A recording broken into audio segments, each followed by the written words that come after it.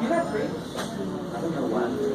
So it's y squared, or y2 minus y1. So it's negative 7 minus 5.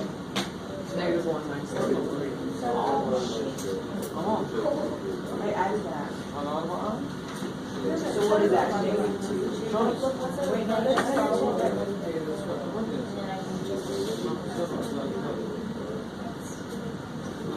No, don't you have that? No, you have to add it. So it's negative 1 minus 1 minus negative 3. So you turn into addition. So it's negative 1 plus 3. So it's so it's x. Isn't it x2 minus x1, right?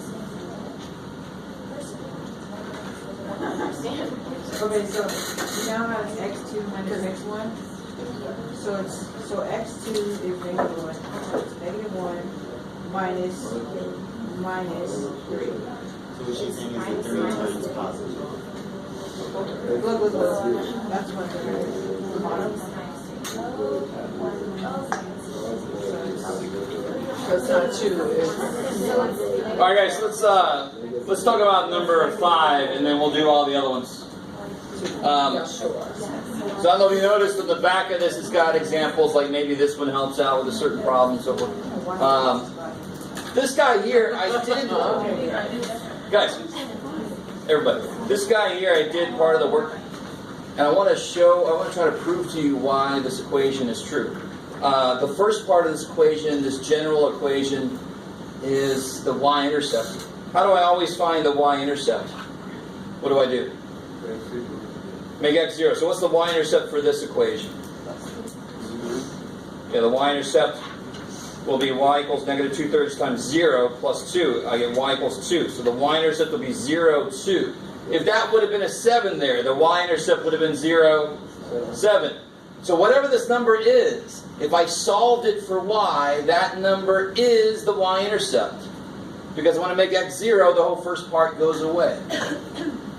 So we call that b. Oh, shit. You guys remember, maybe? Right? So I get y equals something plus b. Now look at this. Now just stay with me. Bear with me. If I make a little table of values, but I'm going to do it smart. See how in this problem I got to divide by frickin' 3? Frickin' 3. So I'm not going to put a 1 in there because I'm going to get some ugly answer. I'm going to put multiples of 3 in there. So we already know for x 0 I get y of 2. That's what we just did. Is that cool? So I'm not going to use 1 or 2 because they don't divide by 3 nicely. I'm going to use 3. So what do I get when I plug a 3 in there? Well, what's negative 2/3 times 3? What happens with the 3's? They cancel. What's negative 2 plus 2? 0. So when I plug a 3 in, I get a 0 out. What's the next good number I'm going to plug in there? 6. Because 4 doesn't divide by 3 nicely. I want to use the number 6. And you guys can do this in your homework. My God. If it's like 1/5 x, don't use 0 and 5 and 10. Be smart about it. Say, I want to use numbers that can divide by 5. So I get nice outputs. So I don't have to try to graph 1.738. Can't graph that really well. So when I plug a 6 in, what happens? I get negative 2/3 times 6 plus 2. 3 goes into 6 twice. Negative 2 times 2? Negative 4 plus 2? I get negative 2. Now, I did that semi-quickly because you guys should all be able to plug stuff in and get stuff out. Watch this. How much does x change from this point to this point? It goes up. It goes up. I go by 3, right? So I run 3. And how much does y change? Uh-oh. Doesn't it go down too? How much does x change from here to here? 3. How much does y change from here to here? So it seems like every time I run 3, I fall 2. So wouldn't that mean the slope is negative 2/3? Negative 2 over 3, is that cool? But look at the equation. Freaking negative 2 over 3 is just sitting right there. So what this is I call it like the amplifier sometimes. Like whatever x changes by, y changes by this times that. So if x changes by 3, y is going to change by -2. And that is what the slope means. So if my equation was y equals 2x minus 1, now if I change x by 1, y is going to change by twice that.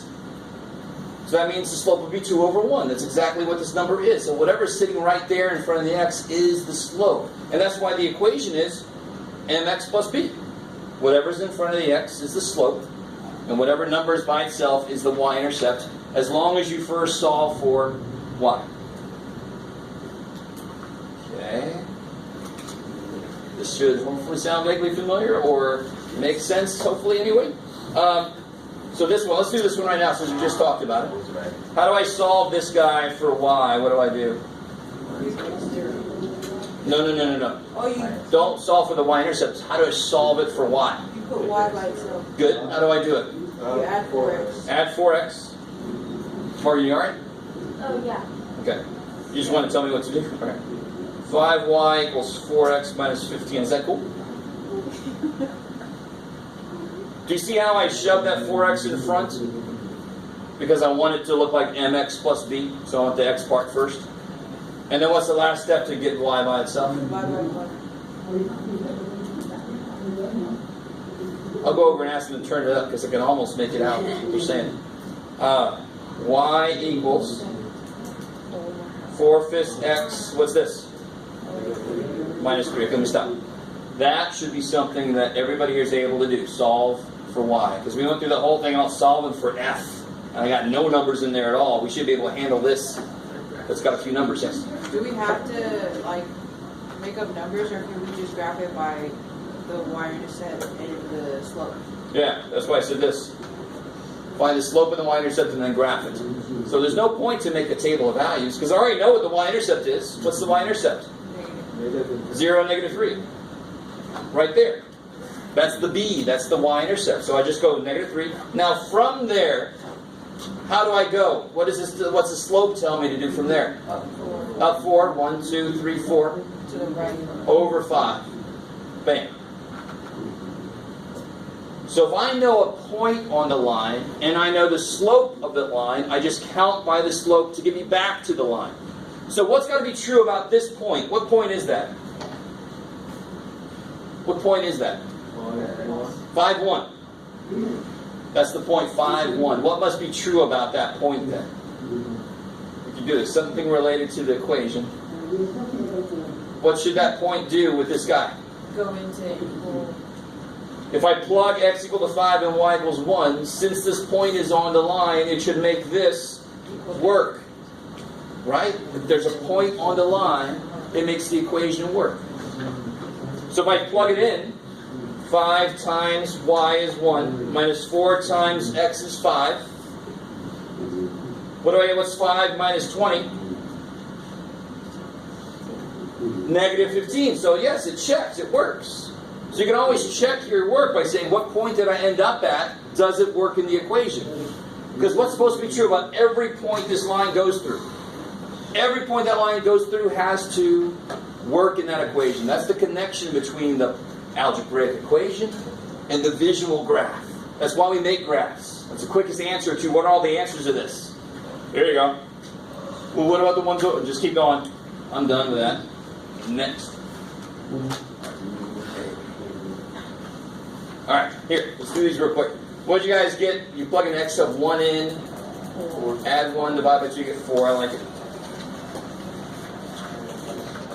Now you got to plug a y is 2. When you plug 2 in for this, subtract 4, you get 3. Divide by -1, you get -3. Now you make x -5. Minus -5 is plus 5. You got to subtract 5, you get 2. Divided by 2 is 1. And then if you make y 5, you get 10 minus what is 7? Well, 10 minus 3 is 7. There you go. You don't have to do algebra. And now you just plot those points. And they have to line up on a line because they came from a linear equation. They have to make a line. So you know very quickly if you made a mistake. So 1, 4, -3, 2, -5, 1, 3, 5, and then it goes, alright, or whatever sound effect. you want to make. I like it. So if it was squared, I would expect it to be curved somehow. What about number 2? I think everybody I looked at did this correctly. I mean, the quick way to do it is the x-intercept, just cover the y piece, divide by 3, and I get -4. So it's -4 is 0. The y-intercept, I cover up this guy. Divide by 4, I get -3. Because if you make x 0, that piece is going to go away. If you make y 0, that piece is going to go away. Just don't give me this point. This point does not exist. That's a bad point. Go away point. That point don't exist. When y is 0, x is -4. They go together. They can't go with anything else. So -4, 0, 0, -3, and then connect the dots. Yeah.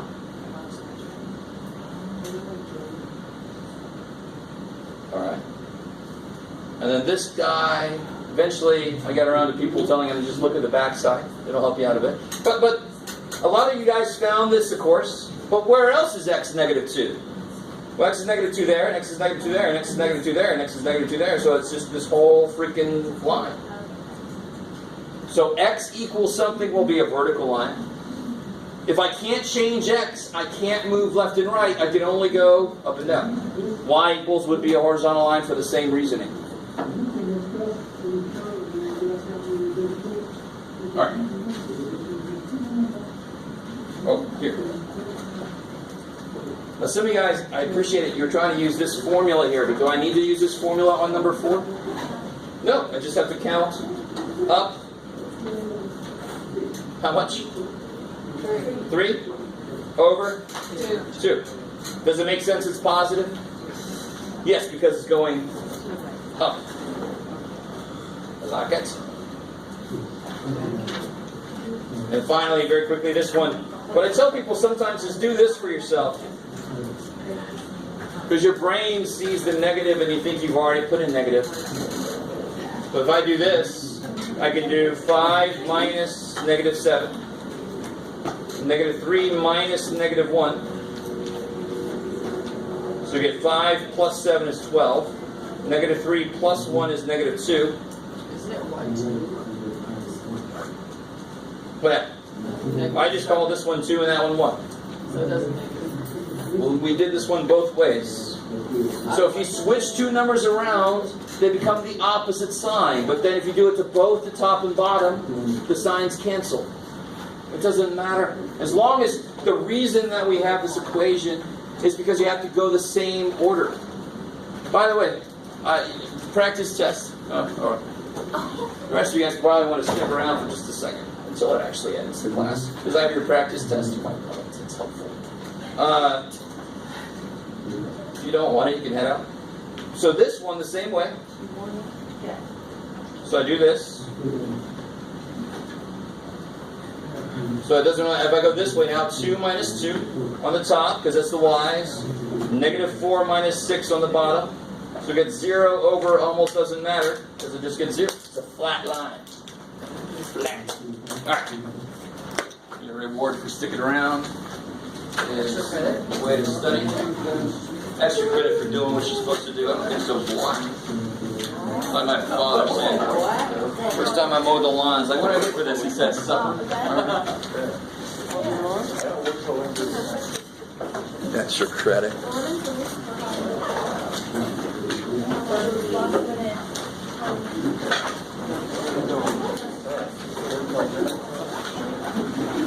So tomorrow I'll have the answer key for this. Review time is tomorrow.